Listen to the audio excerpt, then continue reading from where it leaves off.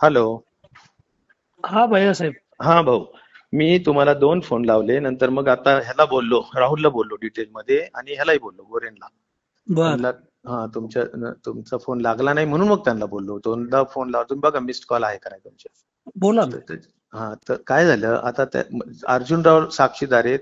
अर्जुनरावला सुद्धा अर्जुनराव पण बोलले, मी पण बोललो, दानवेंना दोघांनी बोललो.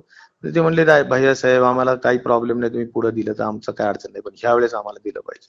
तर काय बोलणार आम्ही. मी त्यांना एवढं टोकाचं झालं भांडण. मी काल फोनवर बोललो आणि आज ते आलते आता लग्नाच्या तिथं त्या ह्याच्यात. तर मी त्यांना म्हटलं हे असं असं आहे. तर ते म्हणलं आपण पहिल्यांदा बोललो बबनरावांना, त्यात आले नाही, चर्चेत नव्हते, हे नव्हते. मी म्हणलं ते काही असो, पण माझं त्यांच्याकडून एवढंच झालेलं की आपल्याला राहुलला उपाध्यक्ष करायचंय.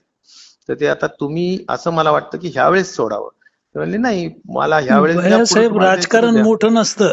त्या नाही मला उपाध्यक्ष पदात काही नाहीये, मी आम्हालाही माहिती तुम्हाला आहे. एकच सांगू का, मी ह्यांना खूप आणि सविस्तर तुम्ही बोललो, म्हणलं शब्द तुझ्या. दिला, अहो शब्द अर्जुनरावच्या बंगल्यावर बोललात, शब्द चर्चा पाळूच ना केली. आपण, पण पुढच्या ह्याच्यात पाळू. आता नाही ऐकत. अरे